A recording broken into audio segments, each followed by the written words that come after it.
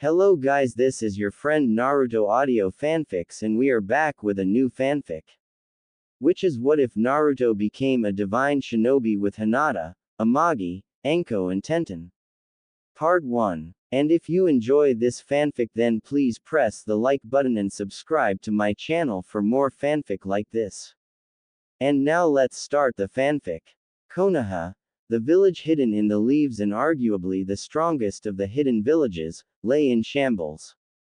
Not at the ambitions of a rival nation, or the chaos of any internal conflict, but at the hand of nature itself, or rather an entity capable of such power and raw destruction that the wrath of nature would be the only suitable comparison.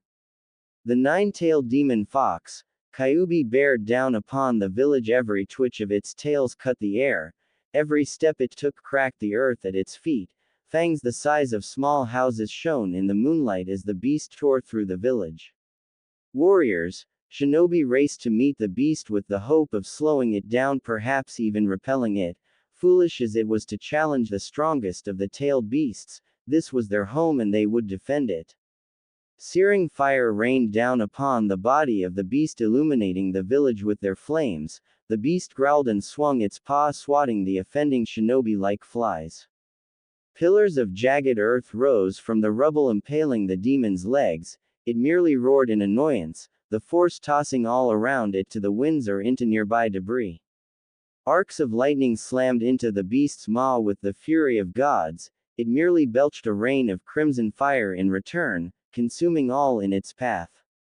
Slaughter. This was not a fight. This was unquestionable slaughter, and the simple truth was Konoha would not survive, not if this beast had anything to say about it. Minato, hurry, we can't take much more of this, whispered Sarutobi Hiruzen, garbed in his wartime combat armor and adamantine staff in hand. The god of shinobi could only watch as his village lay ruin at the hands of the raging demon. Leaping into the air, he summoned a giant shuriken and launched it at the nine tails before flashing through hand signs, Shuriken Shadow Clone Jutsu. One suddenly became 100 as the deadly storm of steel hit its mark and sliced into the Kyuubi, who roared in fury at the sudden assault. Turning to meet and quickly end whatever dared attack it, the Kyuubi was caught by surprise as its head was forced down. The cause? The staff resting in Sarutobi's arms. Even a being like the Kyuubi had to feel the pain of a weapon as hard as diamond getting acquainted with its skull. If the situation were not so dire, the aged Kage might have felt some pride in forcing the strongest of the tailed beasts to bow, granted not of its own will, but he would take what he could get. That line of thought, however, was interrupted by a tail speedily making its way towards him. Only decades of combat experience allowed the god of shinobi to propel himself away in time to avoid becoming yet another casualty. I'm much too old for this. Fighting demons is a young man's game, the professor growled to himself, watching as the demon shook off his attack and refocused on the village. To his horror, however, it looked like the nine tails had enough playing around. Jaws to the sky, all nearby shinobi and civilians were forced to stop as slowly a black mass of dense chakra began to form in front of the beast. Those who could sense chakra fell to despair at the raw power radiating off the mass, and those who could only feel the ambient chakra felt their hairs stand on end at the sight. The air itself tasted of death as the mass stabilized, forming a sphere. The Kyuubi moved to swallow the mass, the prelude to the signature and most destructive techniques available to the tailed beasts, the move that would signal the end of Konohagakure. Or at least it would have. Summoning. Food cart destroyer technique, rang out through the air, accompanied by a billow of smoke. Before, to the shock and joy and of the people, a toad slammed down upon the body of the Kyuubi, interrupting it. Where am I? The booming voice of the toad rang out. Oi, Minato, where are you, and don't you dare tell me you summoned me on top of the Kyuubi no Kitsune. The toad hollered. Sorry Bunta, but it was out of my hands. Minato Namikaze, the fourth Hokage and Yellow Flash of the Leaf, hastily apologized. Bunta, I need you to keep it busy just for a bit while I have a plan, but I need some time to prepare. says Minato as he eyed the demon as it finally freed itself from underneath the Toad Boss. Why do we get the troublesome summoners? The Toad Boss grumbles but nodded, drawing the blade attached to his hip and hopping up to buy time for his summoner. I have to make this quick. Glancing down at the bundle nestled in the crook of his arm, the young Hokage couldn't help but smile at the small baby resting in his arms, his son. There is only one way to stop this beast, and only one way to ensure you'll have a trump card against what's to come. The thought gave the man some small measure of comfort. It was not every day one had to damn a child, their own child no less, to the fate of carrying a tailed beast. Flashing through hand seals, the Minato Namikaze cast the last technique of his career as Hokage and of his life. Sarutobi sighed as he looked over the reports in his office, retaking the mantle of Hokage after the untimely death of his successor. You had so much waiting for you, Minato, your students, your friends. The aged man glanced sadly towards the crib next to his desk. Your family, he whispered. Getting up, the aged Kage made his way towards the crib situated inside his office, taking in its babbling occupant with weary eyes. A baby with a small tuft of golden hair and sky-blue eyes and whiskered cheeks squirmed within, his innocent eyes greedily taking in all this new world had to offer. So active for one so young, I'm almost sure you'll be a troublemaker, it's in your blood after all. The old man allowed himself a chuckle, thinking back on a young redhead terrorizing the village with her pranks. Naruto Uzumaki, Hiruzen muttered. He seemed to age the more he looked at the boy, a day-old orphan with a demon of raw hate and malice tucked away inside him. Life could be so unfair. He gently poked the boy's stomach, tracing the outline of the seal and earning him a cute burble from the child, lifting his spirits somewhat. With all the death, it was refreshing to see the brighter side of the world. A knock at the door broke the man's focus. The council is assembled, sir. They are ready for you. The soft voice of his secretary informed him. Giving a quick affirmative, the aged Kage gently scooped the baby boy into his arms. Well, young one, let's not keep them waiting, he whispered. As he made his way towards the council chambers, the weary Kage could only hope the trust his successor had placed in the village proved worth his sacrifice. A nightmare. If you asked Naruto Uzumaki what he thought of Konoha, his first response would be, it's a living nightmare. The general populace despised Naruto Uzumaki, and those few that did not outright hate the boy were either too wary of him to offer any real aid or ambivalent to his plight. Why the young blonde did not know. No other children were looked at the same way he was. No parents whisked their kids away when other children appeared. It was always him and him alone. He had tried hard to fit in, throwing on his biggest smile, dressing his best, or at least the best he could afford to, and being as polite as a 5-year-old could be, but in the end, it meant little to people of Konoha. He sighed, staring at the 4 blank walls of his room. Other children had decorations or pictures they had drawn lining their walls. For a time he had them as well, pictures of him surrounded by friends, a few with what he thought his parents may have looked like. He took them down though, they only made the isolation feel worse. With a grunt, the young boy turned to face the window and stare into the night sky. Despite his bright traits, the boy had always felt at peace under the glow of the moon and stars, away from the glares and whispers and happy families. He got up and walked over to the window, taking in the village. Despite it all, he still thought the village itself was beautiful, the people much less so, but it was his home and on some level, he cared for it. He caught sight of a few jumping shadows, ninja, back from missions or setting out on tasks. He watched in awe as they jumped from rooftop to rooftop. Like most children, Naruto wanted nothing more than to be a ninja, and it was hard not to. The power, in the eyes of a child, was just amazing. One day I'm going to be the greatest ninja in the world, he whispered to himself. Watching the last of the shadows fade from sight, the boy gave a nod to himself. He would become the greatest and the world would respect his name. Settling back into bed, he slowly drifted off to sleep, his promise quietly echoing in his head. The first day into his promise, the boy had hit a small snag in his plans. "I don't know the first thing about being a ninja," he cried out to himself. Oh, sure, he knew they were sneaky and could jump high, but that couldn't be all there was to it, and even if that were true, he had no base to work with. Where did he even start? He racked his brain for a solution. He needed the basics at least. He couldn't reach his goals if he didn't understand what he needed to focus on. Naruto took a few breaths and calmed himself. Something he'd learned helped him relax when under the glares of adults or the teasing of his fellow orphans. The punishments for acting out were much worse than dealing with a few cold looks or some jeering. Information. He needed a baseline to get him started, and the only place he could think of was Konoha's central library.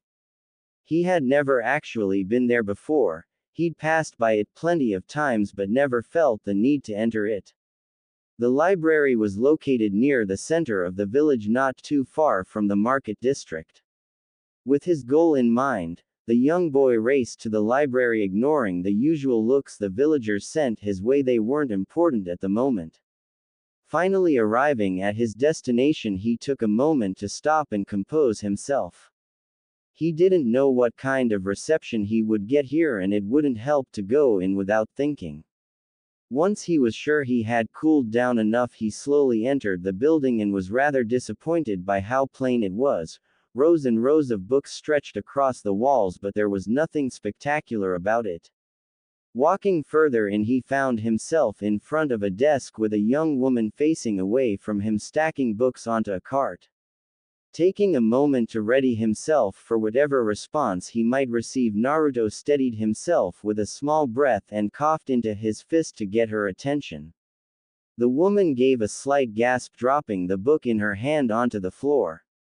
Quietly cursing to herself, she quickly picked it and whirled around to the source of the noise. She was a rather plain woman, he noted to himself. She reminded him of the matrons at the orphanage. Plain black hair was done up in the popular Heim style, framed a similar pair of jet black eyes hidden behind a thin pair of black-rimmed glasses. Her thin lips stuck out in a pout, probably due to her surprise at his interruption. "Hello there." Her soft voice cut his appraisal short, and he quickly brought his gaze back up to meet hers. Sorry." He cursed his inattention. He could see her quietly giggling to herself at his embarrassment, making it his turn to pout.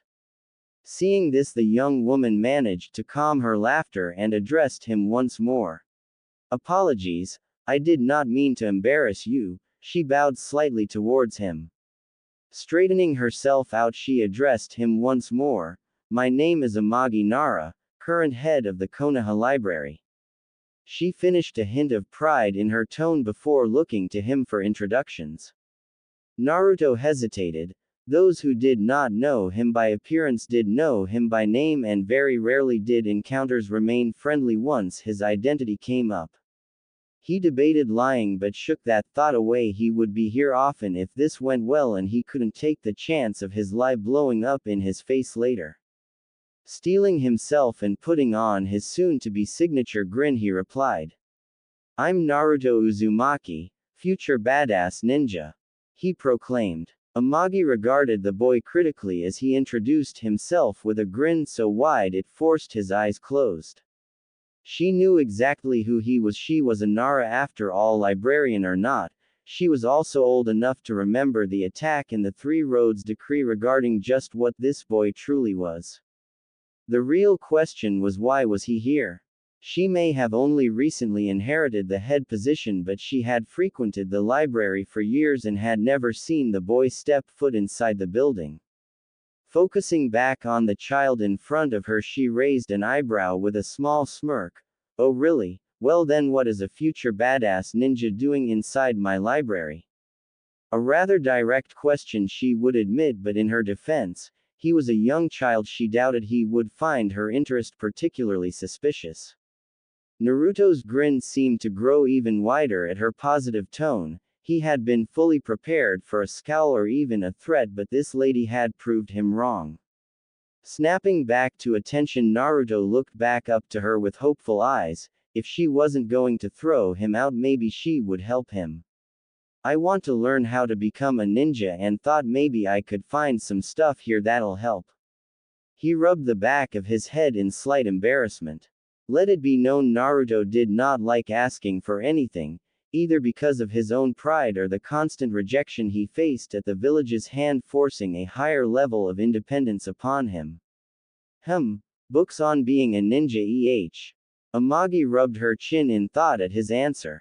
They, of course, had books on the fundamentals of almost every shinobi art barring the more dangerous arts such as sealing, which required granted access by the Hokage or Junin to be given to civilians or younger ninja. The real question was, should she help him or turn him away?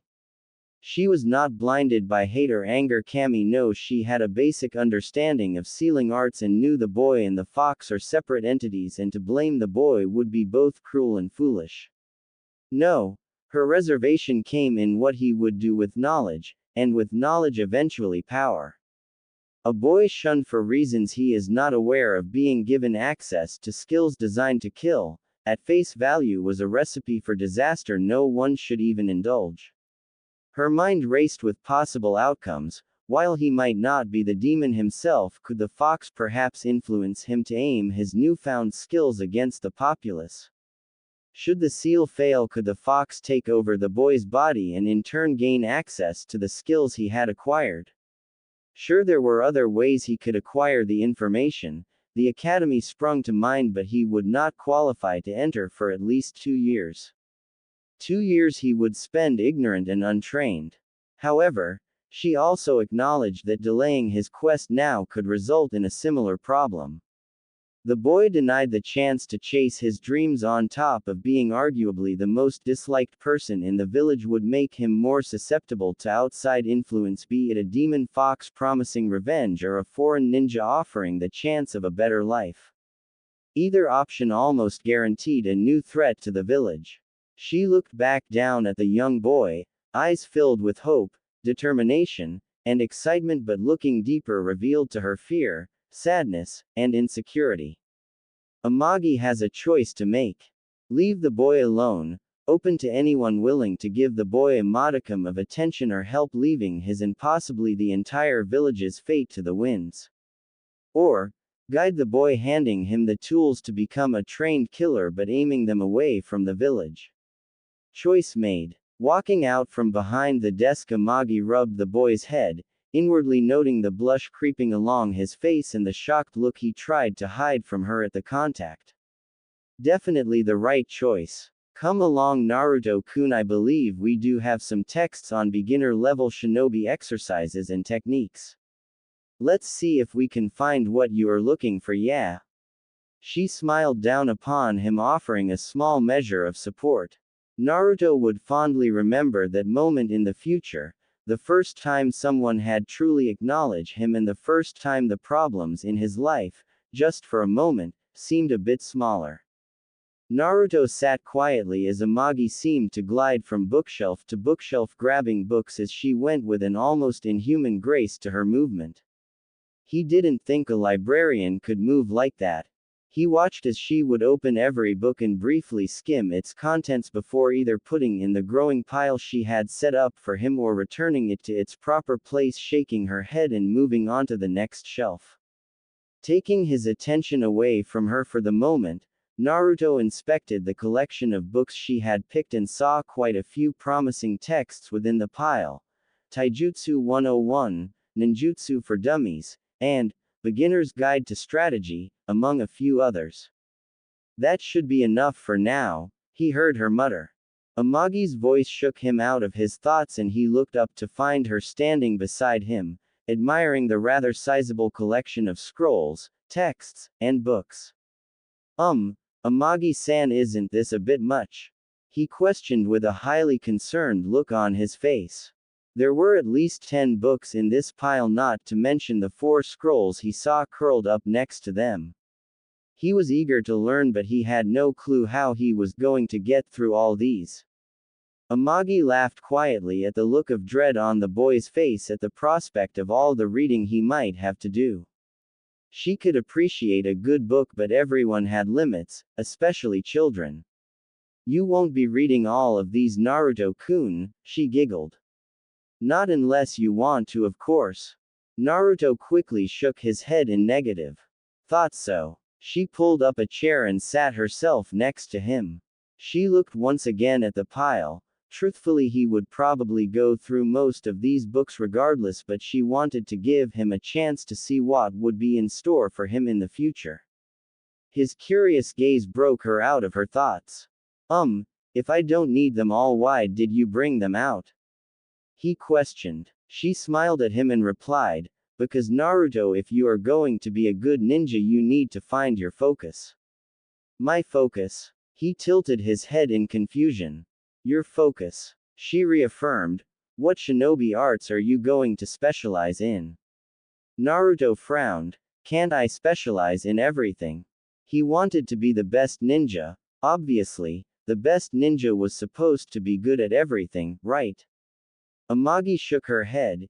If you could live forever, maybe you could, but you are only human, Naruto-kun, and you can only master so many things in a lifetime. Stray thoughts of the rumors surrounding a certain snake-like traitor crossed her mind before being quickly suppressed. There was no room to back down now. She had made her choice to help the boy. Comparing him to that monster served no purpose other than to feed her own fears. She could tell Naruto seemed unconvinced by his squinted eyes and determined pout.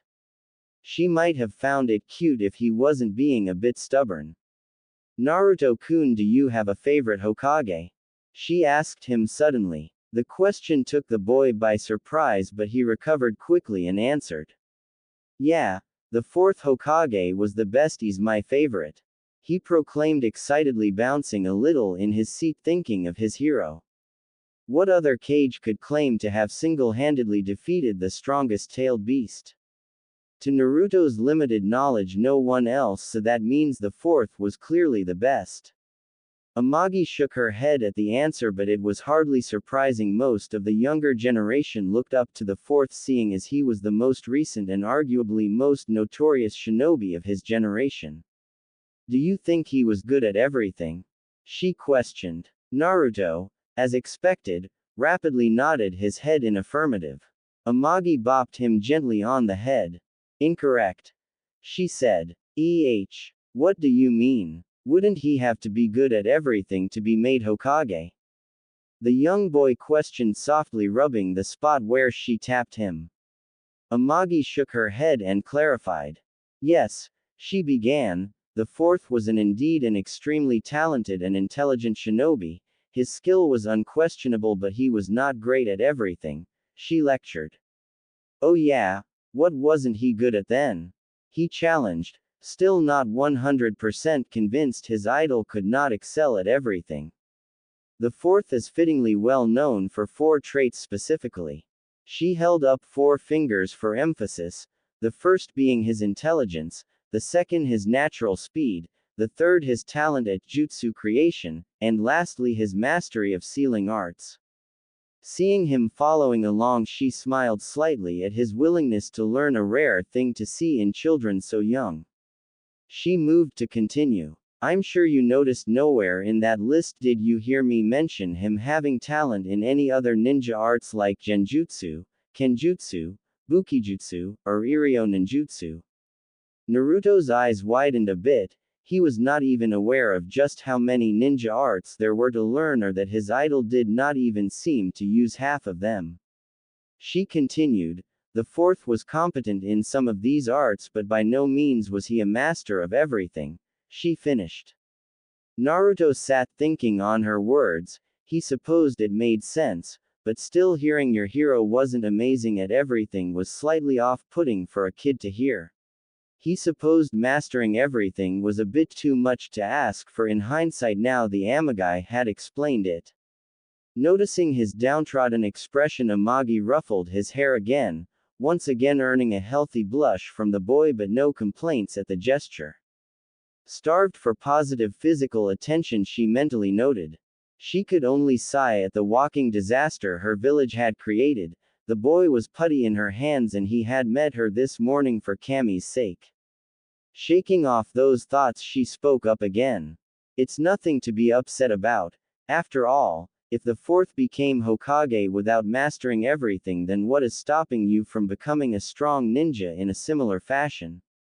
Naruto nodded his head following her reasoning. Better to be a master of 3 skills than average at 5, and if the fourth could become a legend with only a few arts under his cloak, then so could he, damn it. This revelation brought forth a question though: what would he focus on? He clearly wasn't aware of every single ninja art, so how could he choose, and what if he chose skills that didn't fit him? Seeing the boy in front of her frowning at this thought, Amagi decided to help him out a bit. She wouldn't tell him what to study, that was his choice and his alone, but she could guide him a little.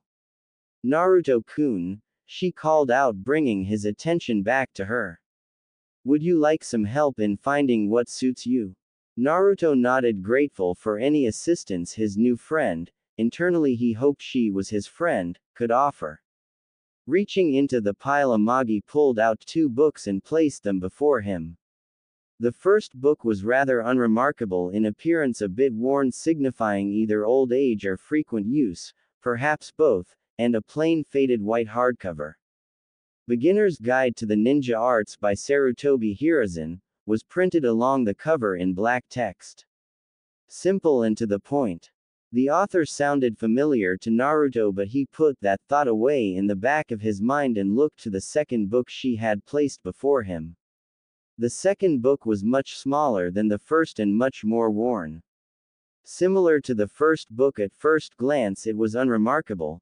It didn't even have any text on the cover nor an author, just a black covering that was faded in some spots with the passing of time. A short cough brought his attention back to his companion. Seeing that she had recaptured his gaze, Amagi clarified her selections. The first book is rather obvious, a rundown on almost all the known shinobi talents and their uses. She decided not to mention it was missing the forbidden or banned arts. She didn't need the boy deciding he wanted to master forbidden jutsu after all. The second book, she grabbed the small black book in her hand and held it up, as an older copy of what's known as a bingo book. Bingo book? Naruto asked in confusion. A bingo book, she began to explain, as a book designed to make note of famous or rather infamous shinobi and kunoichi throughout the elemental nations, listing some of their skills, allegiances, known allies, pretty much anything that can be found out about them really. Naruto looked at the little book with much more interest now, but that still begged the question, why was she giving him a bingo book? Seeing his confused expression, she sighed a bit to herself before explaining. The bingo book contains a list of ninja from all villages Naruto, not just Konoha. Every village has its own tricks and unique shinobi that tend to use different arts you might find interesting enough to pursue. She explained. She swore she could almost see an actual light bulb flicker on in his mind. Naruto had caught onto her meaning. Coming to the library showed him just how little he really knew about being a ninja. It was a bit embarrassing honestly, but at least he had a better idea now than when he first walked in. He swore he would make sure to be better informed from here on. Moving past his embarrassment, he glanced back down at the bingo book and replayed what Amagi had told him. If true, then he could learn about styles not even found in his village. He could be truly unique. Grinning, he turned back to face Amagi, newfound determination in his gaze. He was going to become the greatest ninja the village had ever seen. That was his promise of a lifetime. Seeing the light in his eyes, Amagi couldn't help but offer him a cheery smile. Looks like he's almost ready to start on his path, she thought to herself. She wondered where it would take him. Grabbing the 2 books as she stood, she addressed him once more. Naruto-kun, let's get these 2 books checked out for you. I'll store the rest away until you have need of them, she informed him. He nodded and moved to follow after her, taking care to put back a few of the scrolls he'd been glancing at while he was waiting for her. Making their way to the desk, Amagi noted down the two texts before handing them over to the boy in a small bag. Not, I don't think I need to ask this, but you'll take good care of those books, won't you, Naruto-kun? She asked him, a gentle smile. Naruto was not the sharpest child, but he could have sworn he saw the nearby shadows twitching behind her. He rapidly nodded. How could she be so scary with a smile? Laughing quietly to herself, she rested her hand gently upon his head, running her fingers through the untamed but oddly soft mass of golden spikes. I'm putting my faith in you then. Don't let me down. She smiled down at him again, this one without any malice.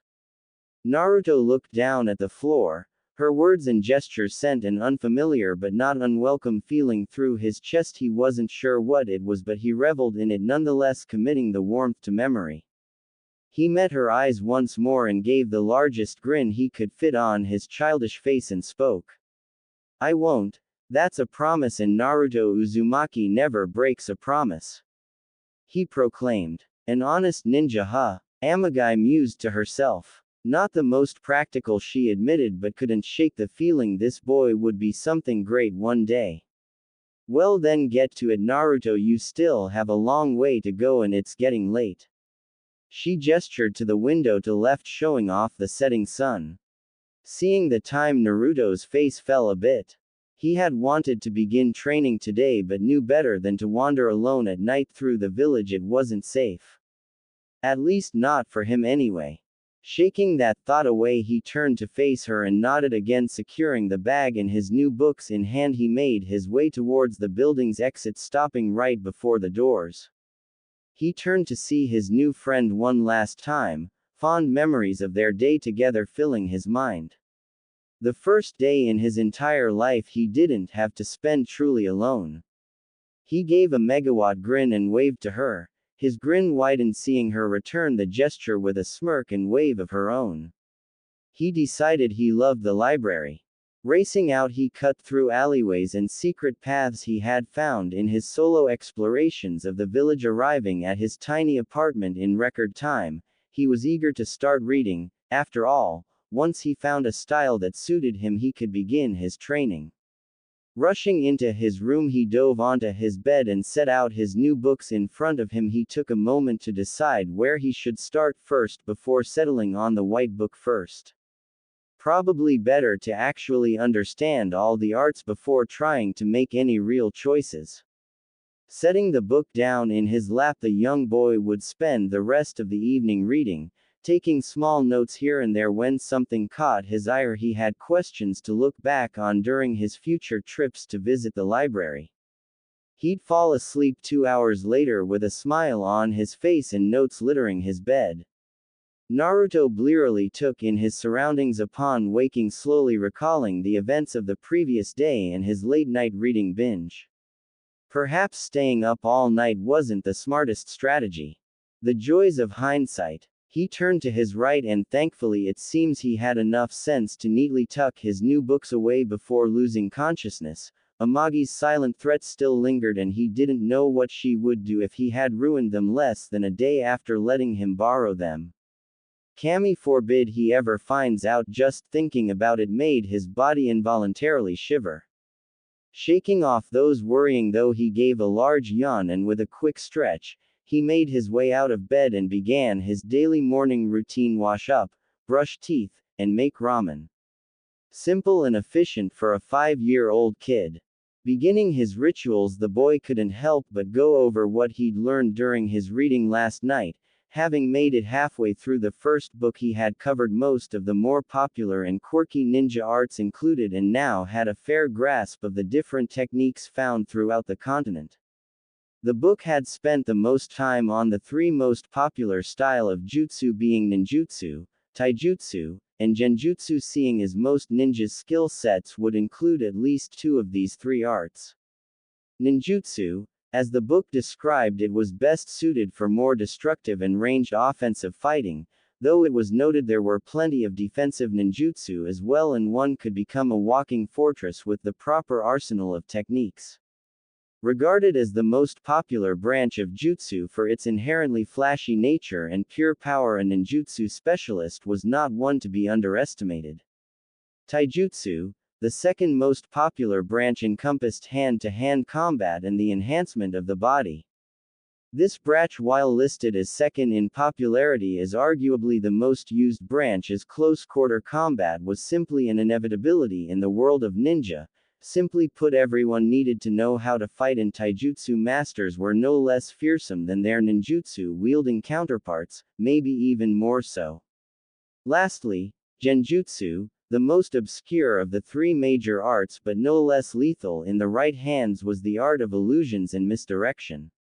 Used to distract and disorient enemies, genjutsu is a favorite among those who lack much physical power and instead opt for finesse to engage opponents, striking while they have their guard lowered or leading them into traps. Master of genjutsu are not popularly known, but who is to that? That isn't intentional given their natural affinity towards deception and hiding. Already he had a lot to consider, and that was just the major three. The book covered many different styles and approaches, many of which he would never have even considered. Who even thought up fighting with human-sized puppets anyway? Suna, apparently, according to the book. That also brought him to another very important piece of information the book hard imparted upon him. The knowledge of the very life force of all living creatures.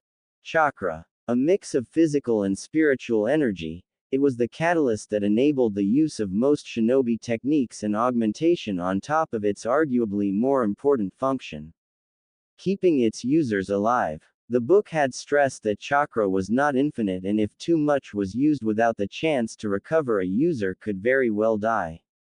Essentially, the reason all children weren't taught to breath fire at people was the chance of chakra exhaustion. That and giving a bunch of temperamental brats fire breath was an awful idea anyway. Moving on from his more morbid thoughts, Naruto returned to the question at hand. He still needed more information. Finishing up in the bathroom, he made his back into his bedroom and grabbed the two books, carrying them back to the kitchen where he could make breakfast and go over the second half of the guidebook. For once he was okay with the 3-minute wait on ramen. Just this one time though. While he waited, he skimmed through the second half of the book and found it was mostly comprised of bits of advice for the various branches of jutsu and warnings for the more dangerous or obscure techniques. Essentially useless until he figured out exactly what he wanted to learn. Sighing to himself, he closed the book and pushed it away for the time being. He could come back to it later. Moving his attention to the second book, Naruto felt a bit of excitement come over him at the thought of viewing strong and famous shinobi from other countries. He wondered if any of them could compare to the fourth. Quickly, but carefully opening the book, the young blonde was immediately met with a picture of a rather unassuming brown-haired man who appeared to be in his mid-20s. He was garbed in a maroon long-sleeved shirt and baggy black pants. At his hip, Naruto could make out the handle of some form of a blade but couldn't tell exactly what kind from the picture alone.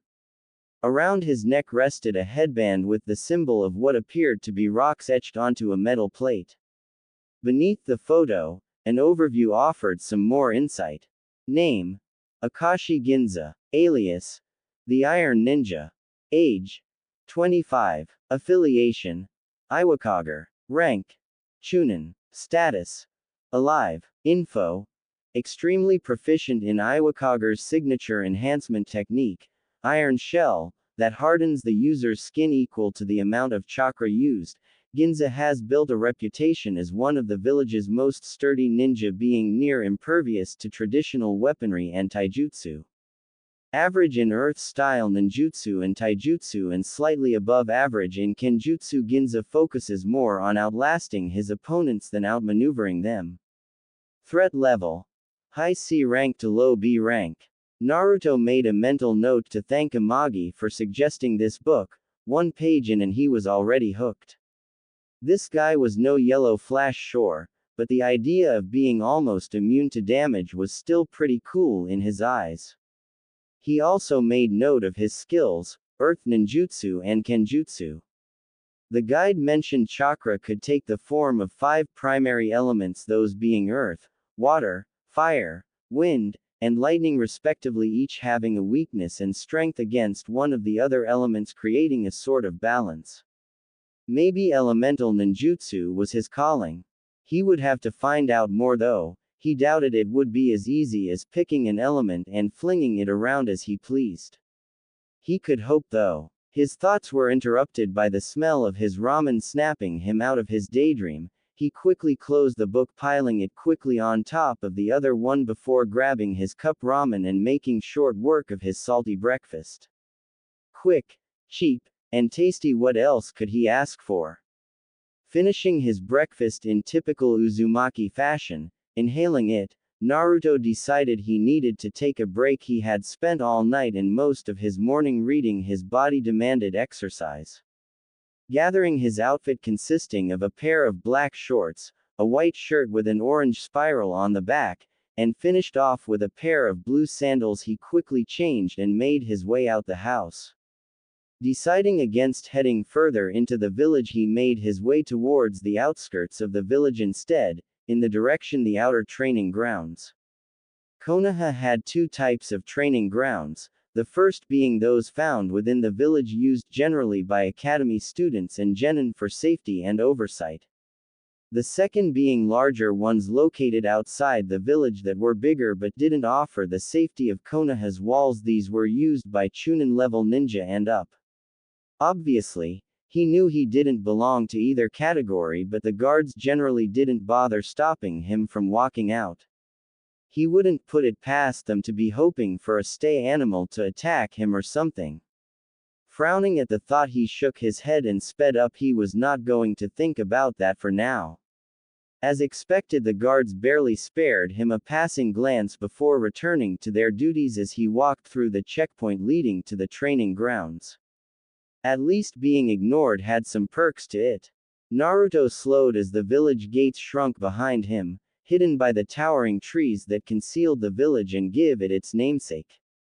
He truly enjoyed being out in nature. He was still alone, yes, but it lacked the malice that seemed to follow him when he traveled throughout the village, instead replaced with peaceful silence. Yowarth! An excitable shout rang out through the forest. Okay. Maybe not so peaceful today. Sprinting to where he heard the shout, he came across 2 figures standing in the middle of an empty training ground. They seemed not to notice him, hidden within a bush by the edge of the grounds, too engrossed with their own conversation. The first figure was a bit shorter than the second, standing around 5'9". Through the more interesting features were his spiked silver hair standing defiantly in the face of gravity, his headband that covered his left eye, and a face mask that covered his mouth and nose, leaving only his right eye visible, giving him a scarecrow-like appearance. Other than that, he seemed rather plain, garbed in the standard green shinobi vest with a black long-sleeved shirt and somewhat baggy black pants and sandals. The second figure, however, made the first look completely normal. Standing at around 6 foot tall, the second figure was dressed head to toe in a green skin-tight jumpsuit with a green vest and orange leg warmers. The oddity didn't stop there. The bowl cut and bushy eyebrows made for one of the strangest sights Naruto had ever seen. Were those things even real? He wondered, staring at the man's giant and rather animated eyebrows. He was brought out of his musings by another shout from the larger man. My eternal rival, I challenge you to a contest to fan the flames of our youth. The man exclaimed, offering a thumbs up and a grin to his companion. The shorter figure was silent for a few minutes, simply staring off into the treeline for a moment before replying in a much less enthused manner. Did you say something, guy? The man asked, pulling out a little orange book from a pouch on his hip. Gah. You and your hip attitude won't get the best of me today, Kakashi. I'm here to even the score, and as the one behind, I get to choose the challenge. The man pointed dramatically at the now identified Kakashi. Kakashi sighed while flipping a page of his book. All right, guy, name your challenge. He muttered, hoping to get this over with quickly and go back to reading in peace. Guy's eyes quickly darted in the direction of their hidden audience member. Though he knew Kakashi was well aware of the boy's presence, the amount of latent chakra inside him wasn't hard to spot even by non-sensor nin. Guy returned his gaze to his rival, giving off a dazzling smile before issuing his challenge. A simple spar, old friend. No better way to get our blood pumping than a good fight. Kakashi didn't outwardly react to his comrade's exuberance, but inside he truly wanted to be anywhere but here. Was it so much to want to just read and enjoy his day off? Apparently, yes. Putting his book away, he nodded towards Guy. What are the rules of this bout, Guy? He could try and run, but Guy would find him sooner or later. That, and if he left, he wasn't sure what Guy would do to the kid hiding in the bushes, but it wouldn't be fair to leave him to that fate. In his hiding spot, Naruto couldn't believe his luck. He was going to watch two ninja spar for the first time. Shinobi were by nature a secretive bunch, so it was rare to see them show off any of their skill without either attacking one or being one yourself. This was a rare chance to see some action up close, and he was going to make the most of it. At his rivals' acknowledgement, Guy seemed to get even more excited, if that was even possible, before quickly laying out the terms of their duel. Only taijutsu and low-ranked ninjutsu are allowed. No genjutsu or throwing weapons are permitted, Guy stated, laying out the rules of engagement. Essentially nothing that could go wrong and get their audience member harmed, but still allowed them to put on a little show. It also helped that it gave Guy an advantage that he could abuse. It seemed Kakashi picked up on that last tidbit and seemed to resign himself to being Guy's training post for a bit. He wasn't weak by any means, but Guy redefined what it meant to master hand-to-hand combat. Nodding his head in confirmation of the rules, he quickly jumped back, making space to prepare, his body tensing, ready to react to the slightest movement and respond in full to any aggression. Guy grinned and fell into his usual combat stance, legs parted and arms bent, tucked to his side. If it wasn't for his ridiculous outfit, he may have looked somewhat intimidating due to his size alone. For a moment the two simply stared at one another, sizing each other up but making no move to engage. From his position in the bushes, Naruto could feel his hairs stand on end in suspense, his breath caught in his chest, waiting to see who would make the first move. He didn't have to wait long. Guy sprung into action suddenly, crossing the distance between him and his opponent in seconds and appearing before him, left arm back for a direct punch to Kakashi's torso. Kakashi, having fought Guy many times before, was able to predict the incoming assault and spun on his heel, back facing Guy's and crouching as he did so, allowing the offending fist to sail overhead before reaching out and grabbing Guy's arm, using the forward momentum to throw him over his shoulder. Guy, however, wasn't a taijutsu expert for nothing and quickly righted himself mid-flight and landing on his feet for a brief moment before he was once again upon his opponent in a burst of speed. If he couldn't put him down with pure power, then he'd overwhelm his rival under a barrage. Launching a series of quick punches, kicks, and jabs, Guy made sure to leave no room for Kakashi to breathe under his rapid assault and forced him back closer to the center of the clearing. Kakashi grit his teeth in annoyance under his mask. This fight was firmly in Guy's favor, and if this kept up, things they would be tied soon, and that meant even more challenges.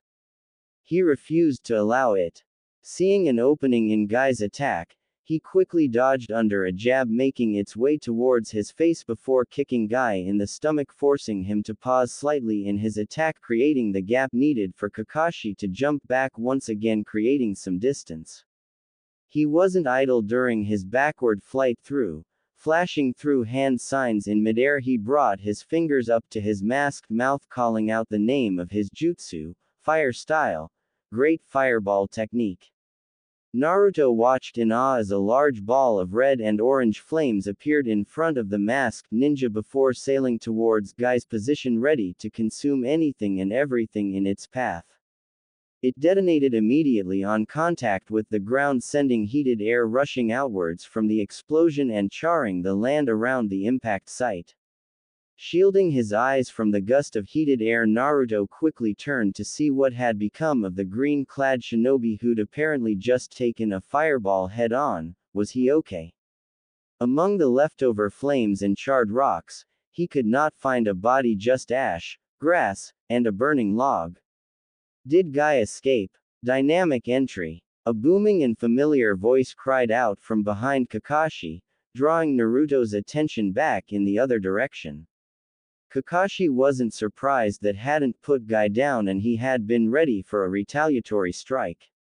Hearing one of Guy's signature techniques incoming, he quickly spun around once more, this time bringing both his arms up as he braced himself, and soon felt the familiar and highly unpleasant sensation of Guy's foot smashing against his raised arms and sending him skidding across the training ground, leaving them once again face to face. Taking a moment to inspect one another, Kakashi noted Guy's outfit had a bit of soot on it, and he could see light burn marks from the heat of the explosion. It seems his attack hadn't completely been avoided, but he knew it wasn't enough to actually stop him by any means. Guy looked over Kakashi.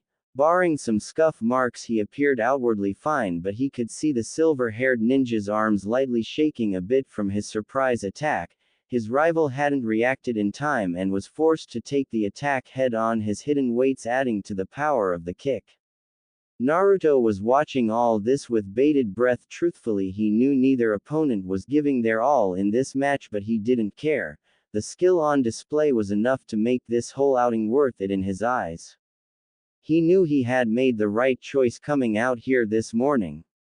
Refocusing on the two ninjas in front of him, he prepared himself for the next clash. Guy, Kakashi called out, how about we end this in one final move? Yeah. Oh, are you finally fired up, Kakashi? Are you feeling the springtime of youth? Guy replied, hyping himself up. Sure, something like that, Kakashi mumbled to himself before continuing, so. What do you say? One last move. Guy nodded, falling back into his stance, ready to end their spar in one last move. Kakashi smiled under his mask. Perfect. Well then, come at me. Kakashi made no efforts to move, watching as Guy quickly began to close the gap between them once more. He could see Guy's right arm tense in preparation for a devastating punch as he came closer and closer. Guy leapt at the last moment, spinning sideways in midair, adding an extra burst of momentum and power behind his punch before launching his fist right at Kakashi's relaxed face. Wait, relaxed? Guy didn't have the time to ponder this, as his vision was soon consumed, filled with white smoke as his fist made contact with his rival's face, or at least what he thought was his face. His fist stopping momentarily before continuing along its path, eventually striking the ground, shattering it under the force of impact. A clone? He had hit a clone. Kakashi, how unyouthful! Come back here! Guy roared into the sky before bounding off in the direction of the village. He would not be denied the chance to even the score and prove the power of his youth. Naruto watched as the man screamed and sprinted off towards the village, his eyes barely managing to follow as he disappeared into the canopy of the trees. He could still hear the cries of youth echoing faintly through the forest. Finally exiting the bush now that he was alone and reflected on what he'd just witnessed, a small glimpse into the shinobi world, eyes scanning over the scorched grass and shattered earth, he marveled at the destruction, and they hadn't even gone all out. Giddy with excitement, Naruto began the trip home, passion renewed as he imagined himself launching fireballs or cracking the ground with his bare hands. He needed to start training soon. Naruto sprinted through the village, swerving past any villagers and merchants in his path with practiced ease, ducking under the various stands that littered the streets, hawking their wares to passers-by. The village was up and about by now, being close to noon, and the civilians could be seen going about their daily routines, either running shops or talking amongst themselves about business and the latest gossip. It made for a picturesque scene of peace, a far cry from the rather savage history of conflict that had ravaged the continent in ages past. However, for Naruto, the ongoings to the village were far from his mind. He was too distracted to even notice the sneering faces of a few civilians as he ran towards his destination. The Konoha Central Library. He wanted to talk with Amagi about he'd seen. He bet she would be super impressed by his recount of the fight he'd just witnessed. Fireballs flying, ninja teleporting, creating a small crater with just a single punch. Who wouldn't want to hear about that? It helped that she was his first and only real friend. He had decided someone who was so nice to him had to at least like him enough for that. Also, he wouldn't mind experiencing that warm tingly feeling he had when he was with her. Not that he would ever say so. Grinning at his thought, he didn't notice a figure step into his path until he'd barreled right into them, ripping him from his thoughts and sending him sprawling onto the ground. OWWWW. He moaned to himself, rubbing his head in an attempt to soothe the stinging sensation from the collision. Serves you right, brat. Watch where you are running next time. A gruff but distinctly female voice admonished him. Naruto looked up at the offending brick wall he'd run into. At least that was it had felt like when he crashed into them, and was surprised by what he saw. She was the prettiest brick wall he'd ever seen. Purple hair, done up in a single spiked ponytail, crowned her head, immediately catching his attention with its exotic coloration and style. Trailing down, he met her gaze and noted she had honey-colored eyes that were narrowed in what he guessed was irritation at his actions. Below that, however, really caught the boy's eye. She was barely dressed, covered in little more than fishnet and a long open trenchcoat. Face flushed, he quickly rose his head to look back up at her increasing irate face. Looks like he may have been staring a bit too long. I'm sorry. It was an accident. I didn't mean to run into you, miss, I swear. He quickly scrambled to his feet and apologized, bowing low to show proper respect to the offended party. He had learned that it better was for him to take the blame and beg for forgiveness than try and fight. He'd figured that out the hard way the first time. HMPH, whatever, just watch where you're going next time, brat. You're lucky I'm in a good mood, so I'll let you off with a warning. The purple-haired woman said, her face shifting from irritation to indifference, accepting the boy's apology. He seemed scared enough without her adding to it. Besides, she was a grown woman. There was no fun in picking on a kid anyway. Dusting her leg off, she quickly turned heel and began her trek to her prior destination. Business concluded. Naruto watched the purple-haired woman begin to walk away, inwardly breathing a sigh of relief that she had let the matter go despite how scary she seemed at first, and he was content to leave it at that and bolt as far away as possible from here in case she changed her mind. Before he could, though, he recalled something about her appearance, specifically an object wrapped around her head, a headband engraved with a leaf symbol signifying her allegiance to Konoha. So she wasn't just a scary lady, she was a trained scary lady. Wonderful. With that thought, Naruto felt even more confident that getting far away was the best course of action at that moment, but a small part of him wanted to push his luck. Maybe, if he played his cards right, she could help him.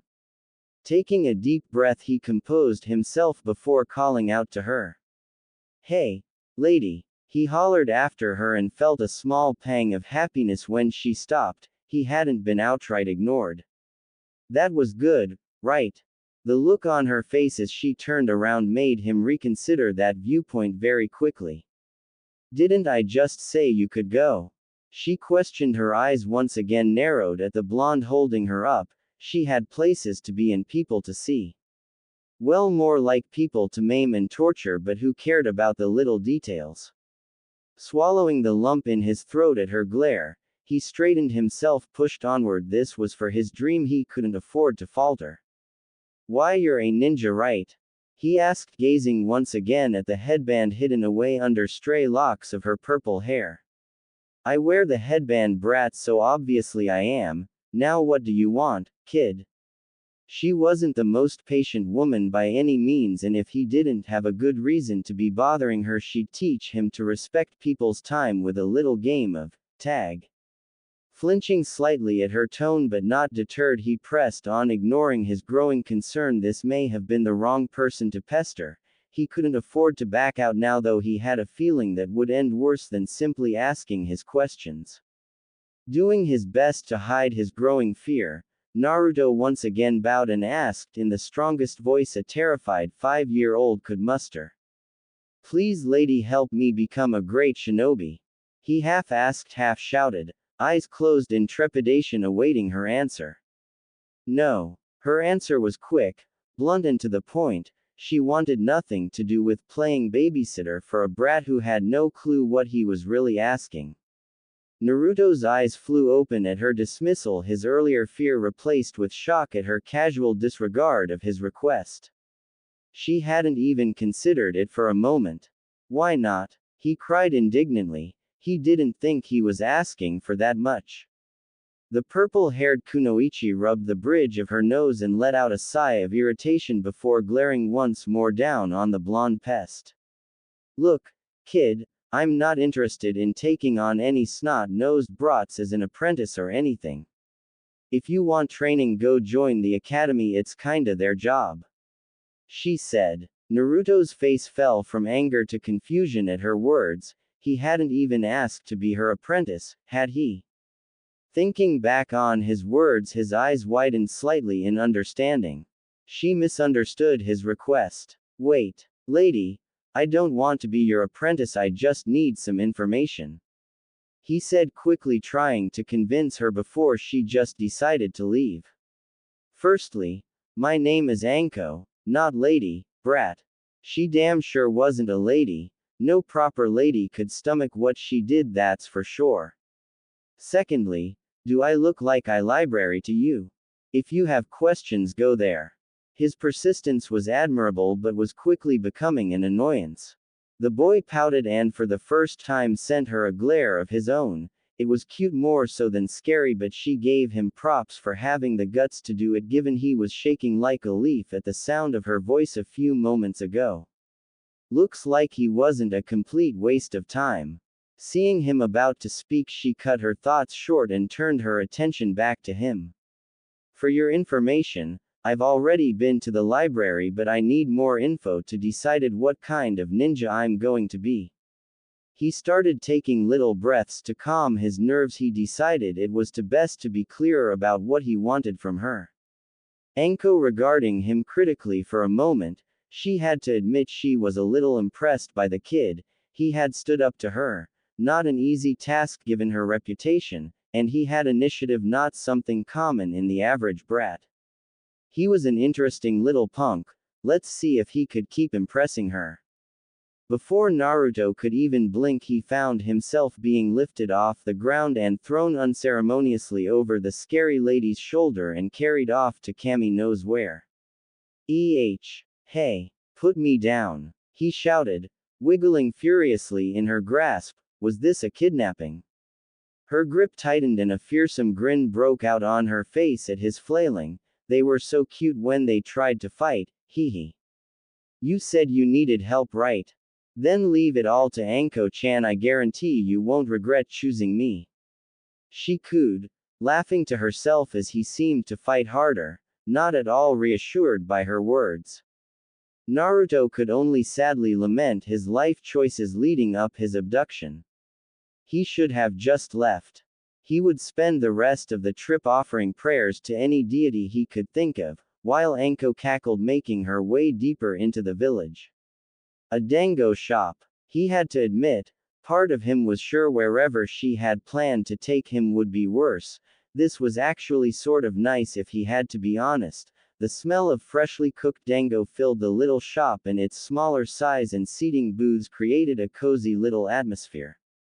Maybe he would come back sometime, of his own free will, of course. Finishing his observations, his eyes wandered back to his new acquaintance. Teacher, kidnapper, whatever she was, and found her happily enjoying a stick of dango, munching away like she hadn't just taken him off the street without his consent. He pouted as he watched her eat. She didn't even offer him any. He cleared his throat, trying to break the awkward silence and get this over with as quickly as possible and ask his questions. Anko quietly observed the boy as he took in his surroundings, watching as his eyes darted around, taking in the layout of the shop and its patrons, occasionally glancing in her direction before quickly wandering elsewhere. She decided to allow him a moment to get comfortable before getting down to business. It would make him a bit more relaxed and she could enjoy her food in relative peace. A win-win situation if you asked her. He looked around a few minutes before coughing to get her attention, looked like he was ready to talk. Finishing her current stick of dango, she leaned back and rested against her seat and addressed him. Now that you've got my attention, brat, what kind of questions were so important that you'd decide to stand in my way? She doubted he would have gone through all this trouble for some basic info, and he'd said he had already visited the village library, so it can't have been something simple either.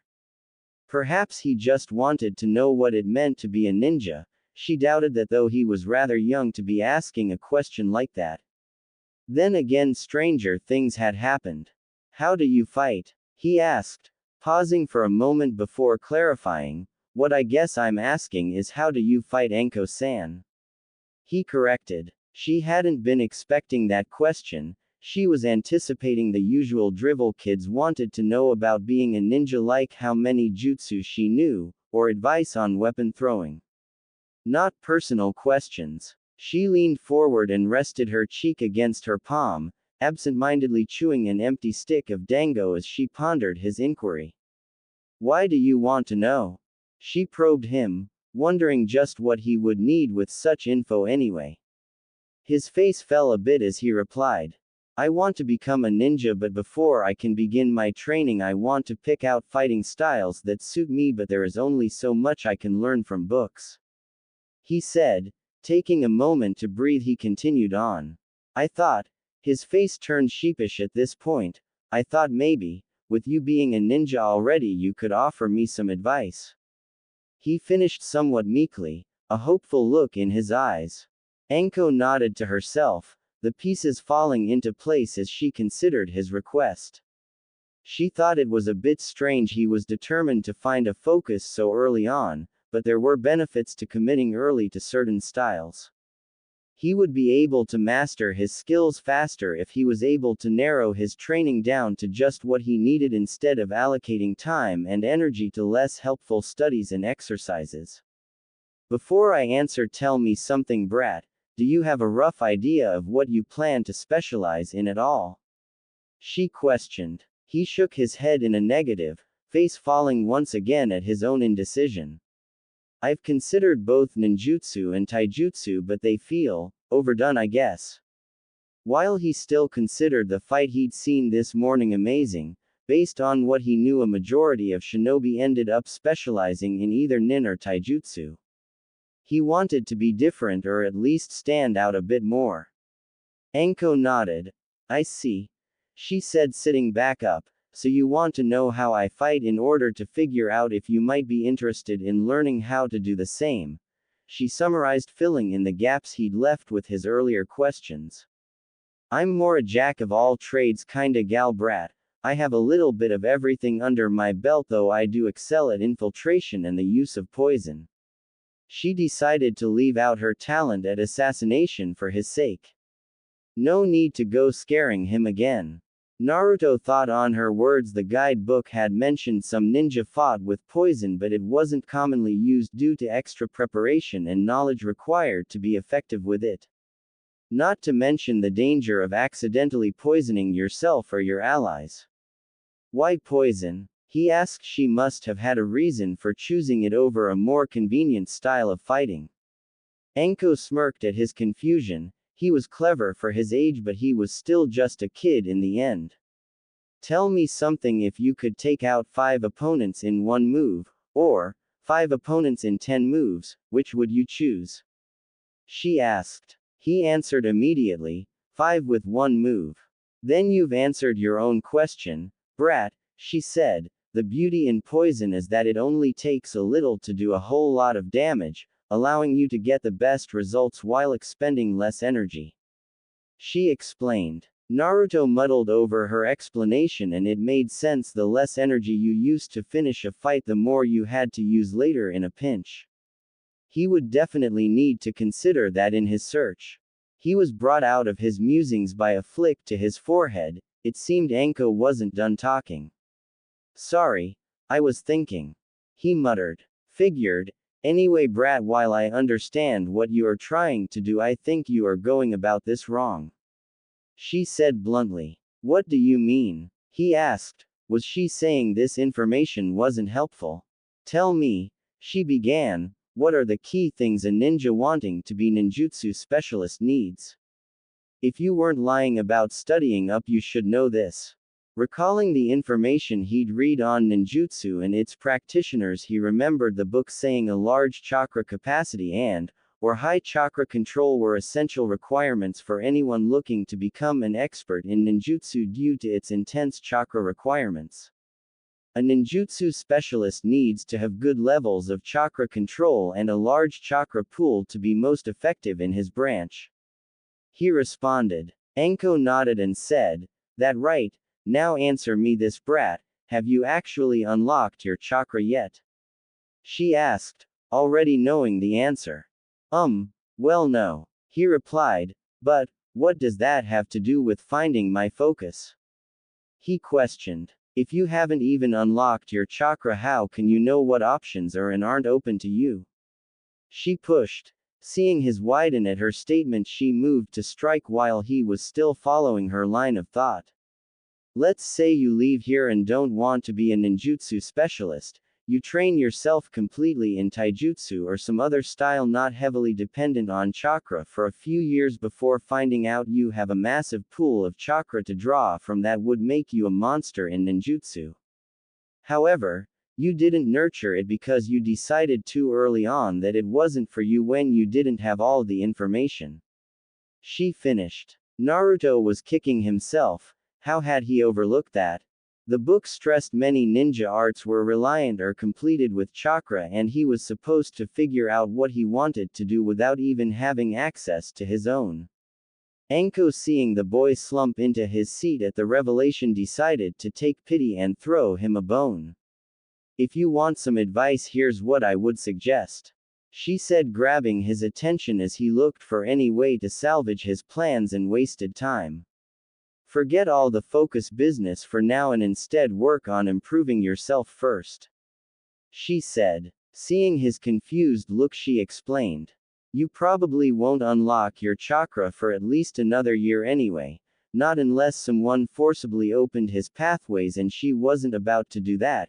She'd done her good deed for the day already, helping him out this much. So, instead, she continued, start training your body. Physical conditioning is still useful, since no matter you end up specializing in, you still need to be in good physical shape to be a ninja, and it's easier to train your body now when you're young. She explained. Naruto pondered her suggestion for a while, weighing up the pros and cons to her advice, and honestly, he couldn't fault her logic. Plus, she was an experienced kunoichi, so she probably knew what she was talking about, having experienced it herself. With that in mind, Naruto hopped out of the booth and grinned. Already new plans started forming in his head. He may not have got what he initially wanted, but he wouldn't complain about all he'd learned today. Turning to face the curious kunoichi watching him, he offered her a wide smile to express his gratitude.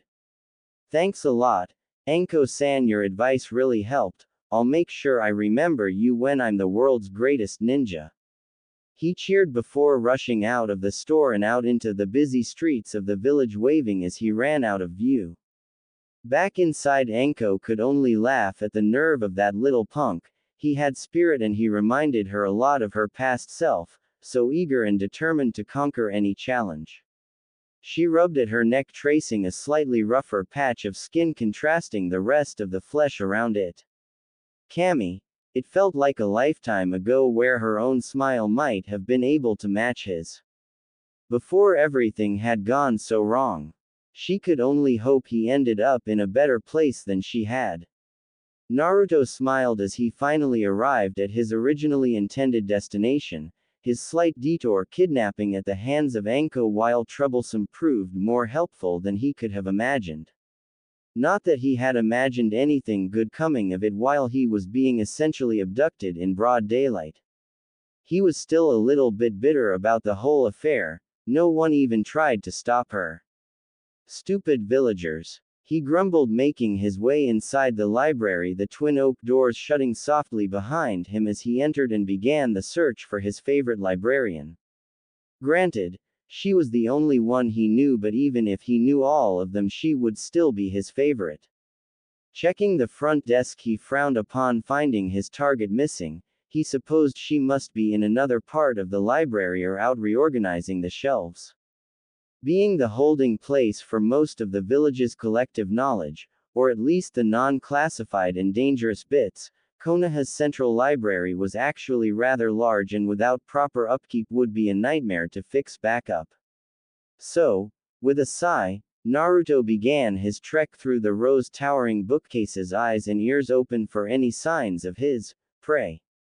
She had to be somewhere caught up in all these books.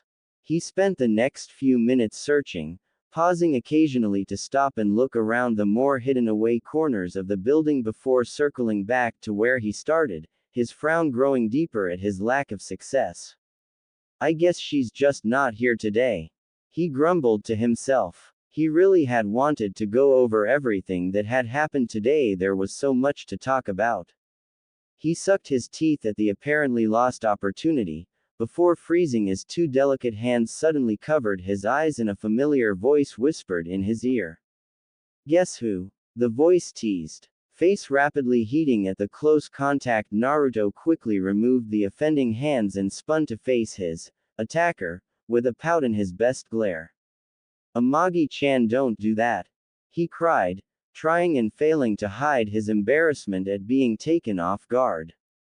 Amagi giggled softly into her sleeve at his pouting face. The boy was just so expressive even for a child. A far cry from Nara clan children who often reacted to everything with either exasperation or disinterest. She couldn't help but tease him a little. She idly noted that they were rather close for two people who had only met the day before. She chalked it up to how open the boy was with her. He wore his feelings on his sleeves and his thoughts came alive in his eyes. It was hard not to be drawn in. She reached out and ruffled the boy's hair, ignoring his indignant squeak and smiling to herself that despite the annoyed front he put on, she could feel him leaning into her touch, a silent demand for more attention. She played with his hair for a few moments longer before removing her hand, pretending she hadn't noticed the slight frustration in his eyes at the departure. To spare him some dignity, she made her way over to her chair behind the desk and gestured for the boy to sit in the spare one next to her. He quickly scrambled onto it and turned to face her. A bit of red still tinted his cheeks, but she saw the slight smile that hinted at his contentment. So, what brought you back here so soon, Naruto-kun? She asked. I wasn't expecting to see you again for at least a few days after you left. At her question, Naruto seemed to snap out of his light daze and he remembered just why he'd come here in the first place. I'm here for two things, Amagi-chan, he said, holding up two fingers for emphasis.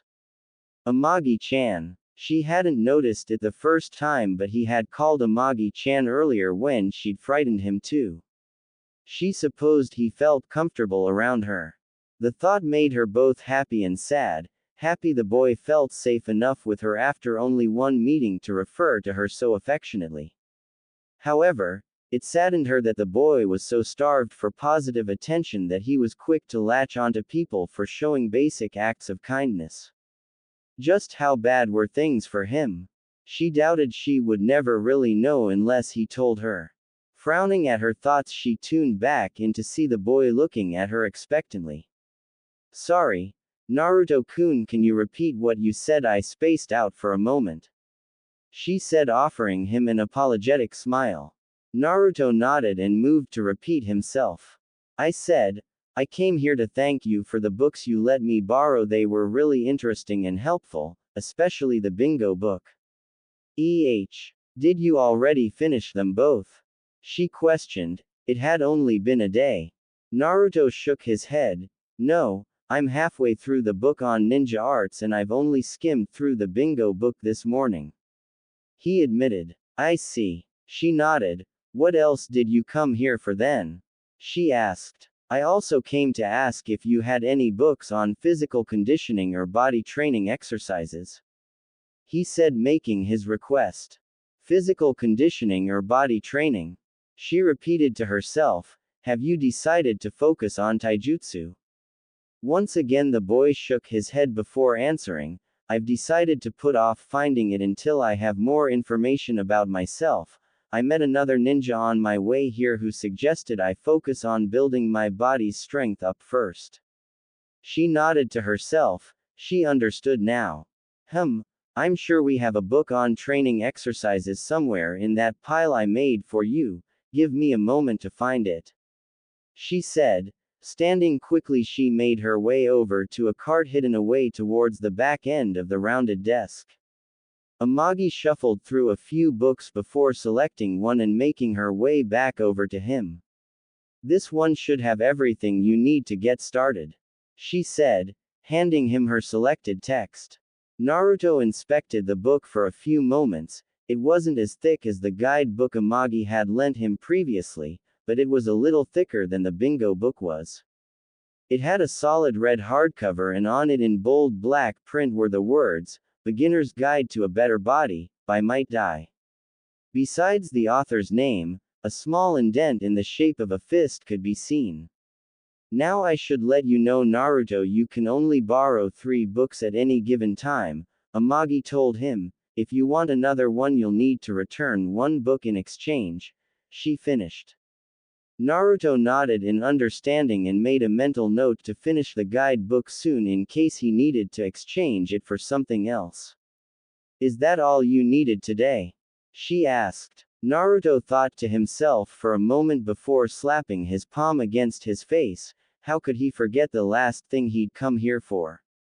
I almost forgot, Amagi-chan. I also came to tell you about what I saw this morning, he said excitedly, bouncing up and down in his seat in barely contained excitement. Oh, well, go on, don't keep me waiting, she replied, feeding into his excitement. It all started this morning when I left the house this morning. Naruto went on to regale her with his tale of bush espionage, and a dramatization of a fierce struggle between a hulking green beast and a one-eyed scarecrow. Amagi hadn't laughed that hard in a while. Naruto left the library an hour later with a large smile and an increasingly familiar warm fuzzy feeling in his chest. Today was a good day. Naruto decided to return home, to get started on his new book. He had considered heading towards one of the training grounds to start his training right away, but Amagi had pointed out it was already midday and he would be better off starting tomorrow morning after he read up on training methods rather than reading as he went along. He still stopped by the training yards, though he wanted to pick one out ahead of time so he could get there early. Eventually, he found one not too far from the village but perfect for his needs. After marking the spot, he headed home. Now here he was, flipping through pages of his latest source of information, and he had to admit, whoever Might Dai was, they had written a pretty simple but effective book. Unlike the Ninja Arts Guide, this one was less about the theory and mechanics behind everything, though there were some side notes here and there, and more about how and why certain exercises improved specific talents and helped build better body habits. It was also deceptively short. Each page wasn't filled to the brim with text and definitions as he'd expected, but rather visual aids on how to perform certain stretches or movements to get the most out of training.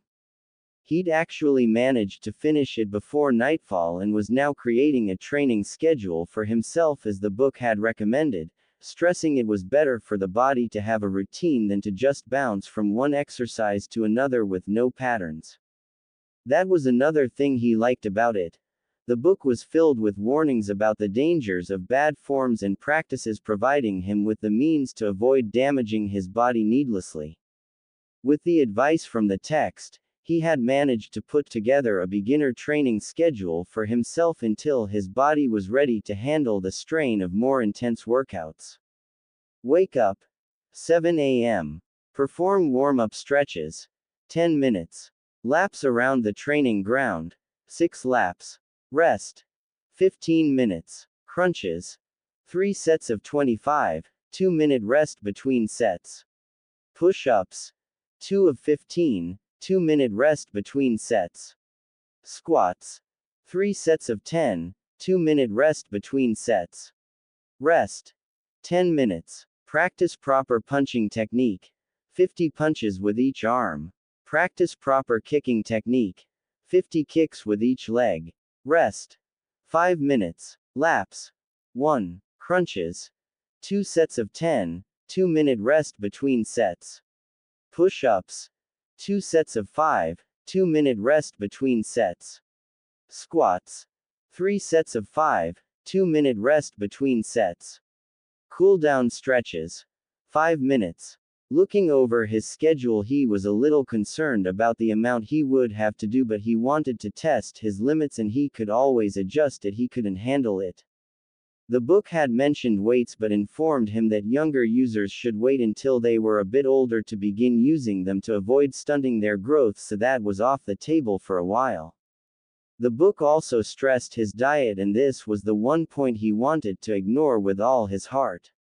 He needed to cut back on ramen. He absolutely loathed the idea of not having his favorite salty food constantly, but the book was adamant a healthy diet would ensure the best possible results and help reinforce his body. So far books hadn't led him astray, so he would do it. Under heavy protest though. Noticing the time, he decided it would be best to prepare for bed. Sleep was important and he had a feeling he would need all the rest he could get starting tomorrow. Oh, how right he had been.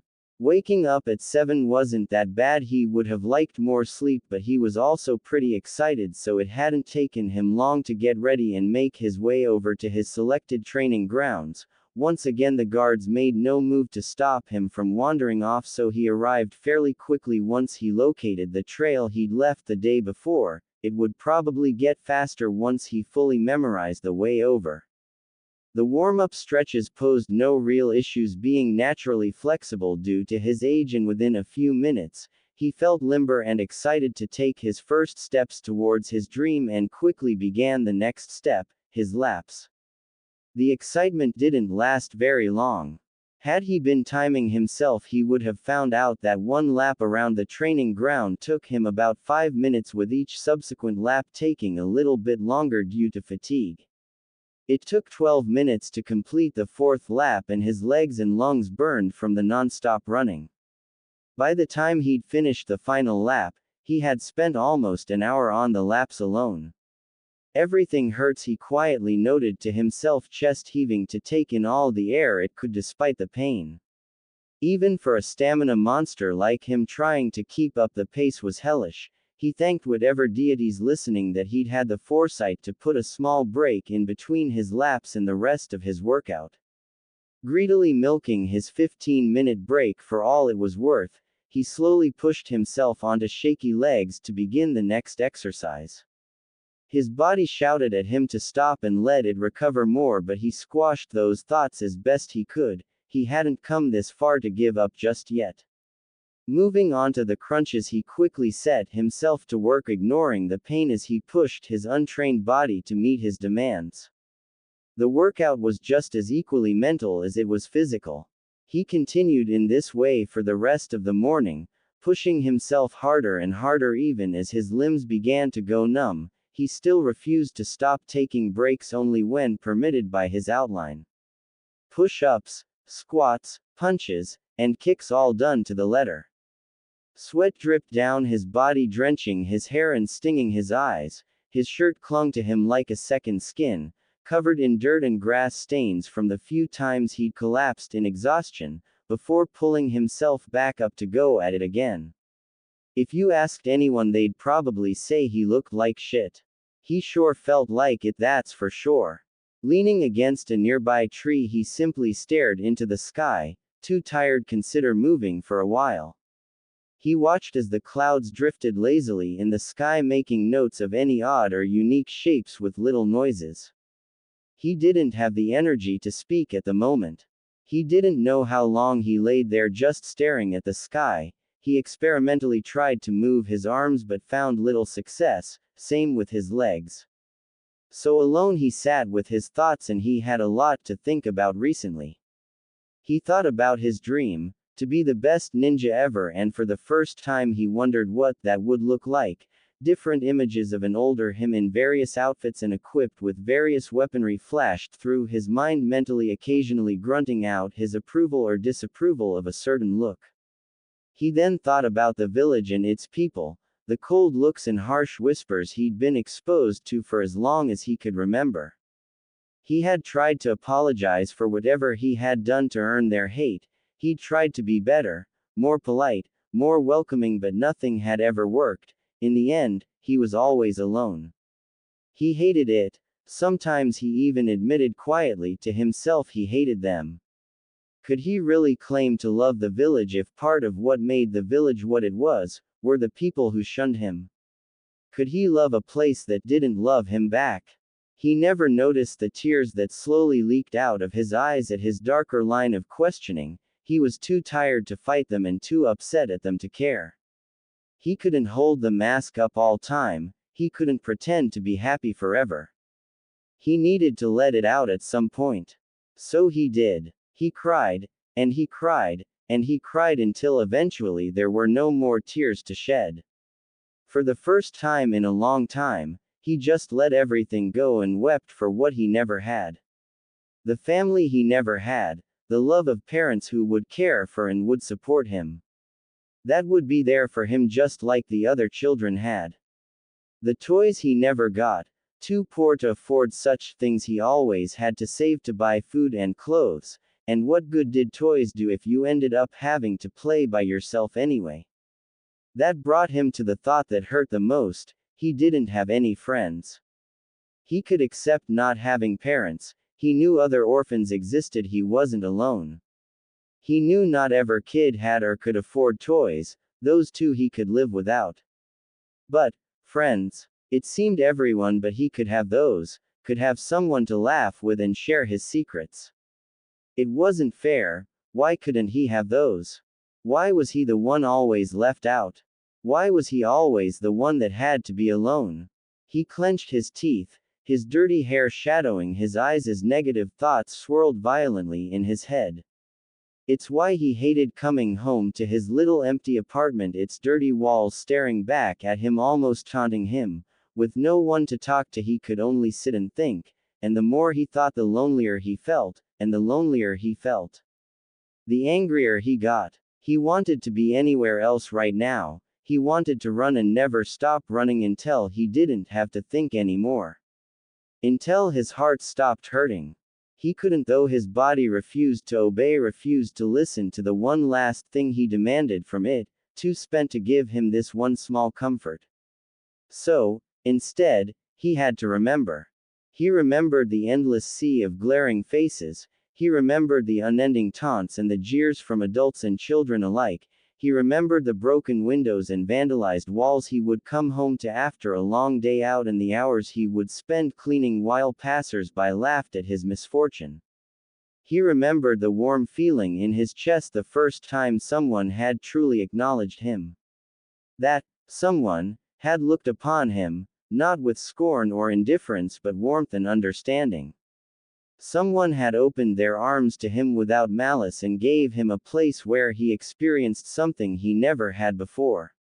The feeling of being wanted. Amagi had never turned him away. In fact, she had gone out of her way to help him repeatedly. She believed in him when he spoke, never once doubting him, or mocking his dreams. She had been a true friend to him. His first real friend. His tear-stained cheeks stretched wide, his earlier thoughts being beaten back by the sheer force of his positivity. A damaged but true smile settled on his face. Things weren't perfect, but they were starting to get better one step at a time. Calling on all the strength he could, He slowly and shakily raised his clenched fist above his head inch by painstaking inch until his arm was fully outstretched above the tallest spike of his hair. Through grit teeth, he repeated his promise to him. He would be the best damn ninja this world had ever seen or die trying, and he would make the whole village recognize him for it. That was an Uzumaki promise. It had been 1 month since he started his training. Every morning, rain or shine, Naruto made his way over to his secret training ground and worked himself until his muscles burned and his bones ached. Often he had to drag himself back home through sheer force of will before collapsing. It was the most grueling thing he'd ever done, and he was somewhat ashamed to admit he'd considered throwing in towel more than once. He was still a child after all. But he'd made a promise that first day. He swore to himself that no matter what, he would become the best and prove everyone wrong. He would make them see just how great he was. His resolve only strengthened once he started showing slow signs of improvement. About a week and a half in, he had noticed he was able to maintain his running pace for longer during laps before falling off. He was less tired at the end of every set and collapsed far less frequently than he had when he'd first started. By the end of the 3rd week, he had become accustomed to his routine, no longer struggling to get out of bed in the morning, and he completed all his assigned exercises much quicker than before. However, his training had given him some odd revelations about his body that he couldn't really explain, mainly in regards to how his body healed. The training guide explained the basics of how muscles worked and why he experienced pain after a hard training session. Essentially, his muscles were tearing and repairing themselves as he pushed them past their usual limits. This process resulted in stronger muscles but temporary pain as the muscles took time to heal from the tearing. His concerns had come in just how quickly his body seemed to recover from this process. The guide mentioned that for beginners, depending on how hard they push themselves, it can take anywhere from a few days to about a week to shrug off the initial aches and pains of training. Somehow, he had managed to almost completely recover overnight. The morning after his first training session, he'd been mostly back to 100%. Sure, he had been slightly sore the following morning, but nothing like how the book had gone through length to warn him about. He'd asked Amagi if she had any clues as to why he seemed to heal so quickly, being his primary source of information besides books. He had initially been worried that maybe he wasn't pushing himself hard enough, so his body wasn't responding properly. She had quickly waved his concerns away on that idea though, especially after he had shown her his training plan. While she couldn't offer him an explanation as to why he seemed to recover faster, she reminded him that every person's body was different and perhaps he just happened to possess a quicker healing rate than most others. He'd been a bit skeptical of that answer, finding it too convenient, and so he decided to find a way to test and see just how much faster he could recover in comparison to a regular person. In the quiet of his home, he took a kitchen knife and made a small cut on the tip of his finger, just enough to draw blood, and waited to see how long it took for the cut to heal. The bleeding stopped in less than 5 minutes, the wound closed in about 10, and he couldn't even tell he had been cut after about half an hour. He had then asked Amagi how long it took her to recover from a similar minor injury. She had told him about a week for a complete recovery. That was a lot longer than he'd been expecting, and it only made him more curious. It was one thing to heal quickly, but this seemed to go far beyond anything he could think of. He had tried looking into the few medical books the library had available, but they were far too advanced for him, and he wasn't really sure what to even begin looking for in the first place. So, with a heavy heart, he put his quest for knowledge in that area behind him until he was more equipped to delve into the inner workings of the human body. On a more positive note, a faster recovery meant he could accelerate his training, something Amagi had pointed out to him much to his joy, though she had made him promise not to push himself too hard. He didn't have it in him to deny her request, especially not when she asked while playing with his hair and giving him that sweet smile of hers. That was a low blow and they both knew it. He swore could feel the smugness radiating off her when he'd finally broke and given her his word. She was crafty for a librarian. Shifting his thoughts away from his bodily questions and cheeky librarians, Naruto decided to head out for the day and just walk around the village. For the past month, other than the training grounds, he had only really visited 3 other locations, those being the library for new books and to visit Amagi, the bathhouse to help rest his body after training, and Ikrakus for his 1 bowl of ramen a week. He was still protesting that. Either way, he hadn't really had the time to just walk around the village, and since he finished training early today, he might as well go see if anything interesting was going on or if the traveling merchants were selling any special wares from other villages. With his plans for the day finalized, he quickly packed his supplies away and set out to explore. Boring. There was literally nothing here he hadn't already seen before on his previous trips through the market, and nothing of value that warranted spending his hard-saved money. There were a few well-known con artists that swung into town from time to time claiming to have limited one-of-a-kind items to trick idiots and little kids out of their money, but he had long since stopped indulging them. Let it be known, growing up an orphan had made Naruto rather reluctant to part with his money for anything he couldn't fully see the use or value of. Giving up on finding anything useful or interesting, Naruto decided to head to the park not too far off from the market district where parents often left their kids while they went shopping or ran their stores. Konoha Park, or Little Root Park as it had come to be known, was the oldest and most popular park in the village. Partly due to its proximity to the village marketplace, but also because rumor had it the Shodai had created the trees that made up the small forest found within it as a symbol of peace. A place for children to be happy and protected, a place untouched by horrors of war. Whether or not that information was actually true remained a mystery, but the idea itself created a sense of pride and community in the village, and so the park was very well maintained and popular because of it. Naruto decided he would walk along some of the small trails that wound through the other edges of the park. He didn't want to attract any unwanted attention from nearby parents with his presence.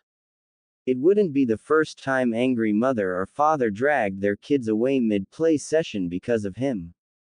Shaking those negative thoughts away, he started along a dirt path, absent-mindedly weaving between the trees and rocks that dotted the trail as he walked along, swatting away the occasional bug that decided to get a bit too close for his liking. Nature had always made Naruto feel at home, there just wasn't anything like it to the blonde. The sunlight peeking through the gaps in the trees brought the forest to life in an almost mythical way that just he never saw anywhere else in the village. Closing his eyes, he took a moment to just enjoy the experience, the gentle but sweet aroma of the wildflowers, the sturdy but unnaturally smooth texture of the trees, the soft muffled sounds of someone crying. Wait, crying? Naruto's eyes snapped open and he listened more closely, doing his best to tune out the buzzing of nearby insects and distant shouts of the playground children. He strained his ears, searching for what he'd heard. He heard it once again, faintly further up the trail, just hidden away by the playful screams of children and dense woodland. A soft but audible sobbing reached him. Concern gripping him, he ran towards the sound, his earlier peace forgotten. Hinata knew she wasn't the bravest girl. She wasn't even the smallest bit brave if she was brutally honest with herself, unable to even give her name to a stranger if pressed without tripping over words and making a fool of herself. It was difficult to believe she was the heiress of the famed Hyuga clan, a group known for their stoic and unflinching disposition. She was a disappointment, a failure, a coward. She never felt like she belonged, not at home and not with the other children either. She didn't know how to approach them, all her attempts had failed in one way or another. You're pretty weird, don't bother us. Huh, speak up, don't you know how to talk? You're too small to play with us, go ask someone else. She didn't even have the courage to start a conversation, let alone keep one going without annoying others with her meek behavior. So she was understandably surprised when three children a few years older than her approached, smiles on their faces they invited her to play with them. She had almost been too shocked to respond, they wanted to play with her. She had worn her favorite white yukata today, her mother had made it for her saying it would bring her good luck, she didn't think it would actually work but she was willing to try anything at this point. She almost couldn't believe it. She wanted to cry, someone actually wanted her, the shy little Haigwa who could hardly utter a word. She had barely managed to nod her head to say yes before they grabbed her hand and started leading her down one of the forest trails, telling her they had a secret little spot to play at.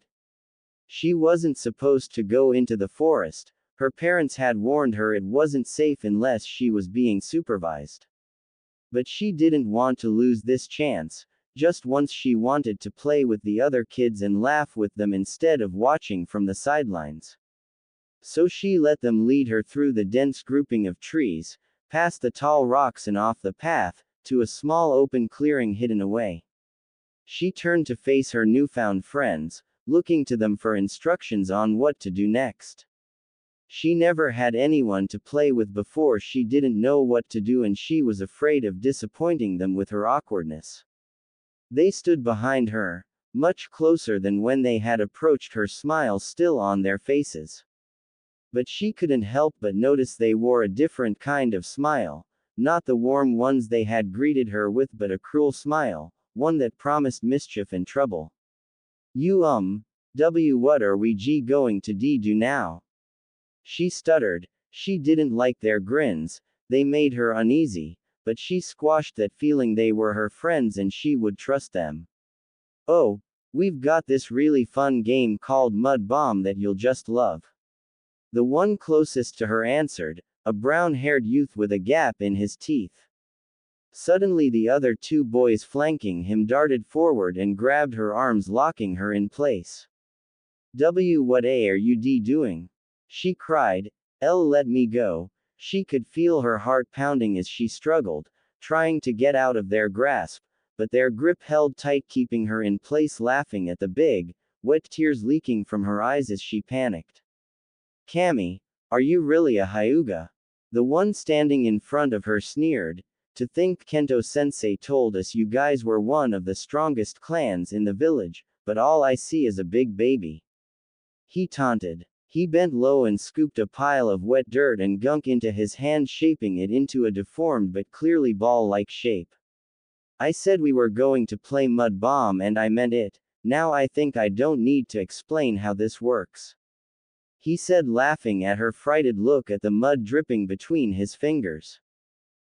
Please don't. She begged. She wasn't a vain girl, she didn't care much about clothes or wealth, but this outfit was special to her, she couldn't bear to face her mother if it got ruined. She wept loudly, the sound of her crying bringing pause to three boys who looked at one another uncertainly. They hadn't really expected her to break down crying like this when they had grabbed her. Before they could make any further decisions, they were interrupted by a shout behind them from a familiar blonde-haired boy. Hey, you better leave her alone. He yelled, running into the clearing, glaring at the three boys ganging up on the scared girl. His words seemed to shake the leader out of his stupor and he glared at the smaller youth, challenging him. You better beat it, brat, or you'll be next. He said, trying to scare the blonde off.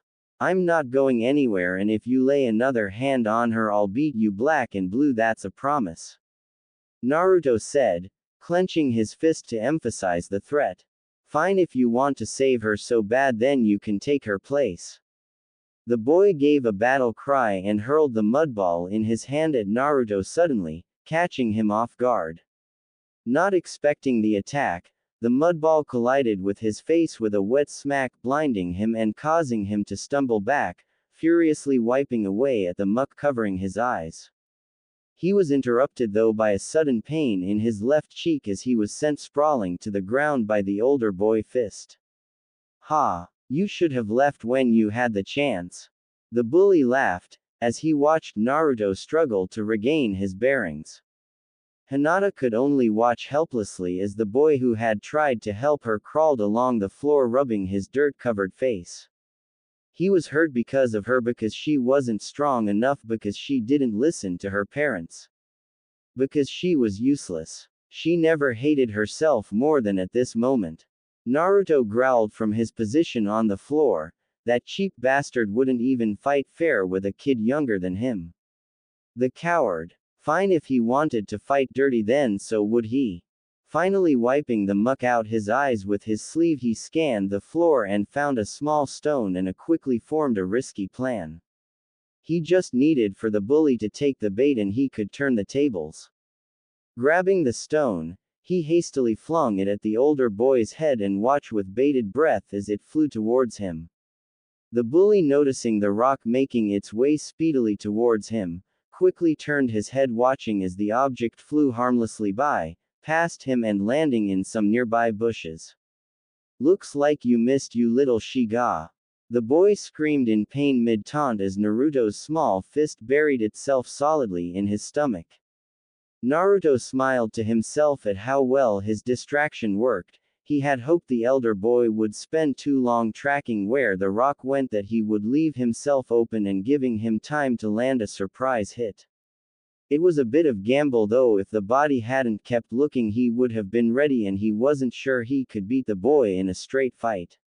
His gamble paid off. He now needed to act quickly. Naruto knew one punch wouldn't put the boy down for good, and he needed to act before his buddies figured out what was going on and tried to lend any assistance. Following his punch up, Naruto raised his leg with as much force as he could and slammed his knee right into the crotch of his opponent, taking silent satisfaction in the pain scream the boy let out. That'll teach the smug prick to throw mud in his eyes. The bully slumped to his knees, chest heaving at both the pain in his gut and the burning sensation between his legs. His vision swimming with stars due to pain. Naruto wasn't done yet though. Pulling back his left fist as he had been for the past month of his training, he took a moment to center himself before punching forward with all his strength, planting his fist right into the boy's cheek with a crack. He was out like a light before he hit the ground. The rest of the onlookers watched in shock as the dirty-faced blonde stepped on, and over his unconscious opponent, his piercing blue eyes made more intense by the dirt and grime dirting his face. Who's next? He growled out. The two other boys looked down at the blonde and their unconscious friend for a few moments before letting the small girl go and booking it, dragging their buddy along the way as they hightailed it away from the clearing. Naruto watched them run until he was sure they were gone before turning back to the last remaining witness to the event. She was a small girl he noted, standing a few inches shorter than him. She had short navy blue hair with two long bangs framing her round face, but what really caught his attention were her eyes. He'd never seen lavender-colored eyes before.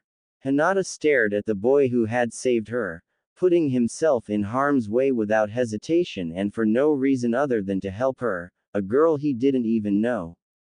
It reminded her of the stories her mother would read to her before bed, ones about the hero defeating all the villains and rescuing the beautiful princess before falling in love and living happily ever after together.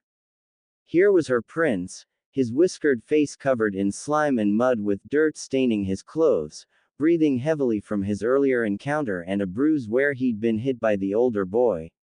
And staring right at her with the most beautiful blue eyes she'd ever seen.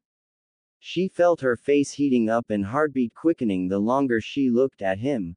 She felt like she was going to faint at any moment.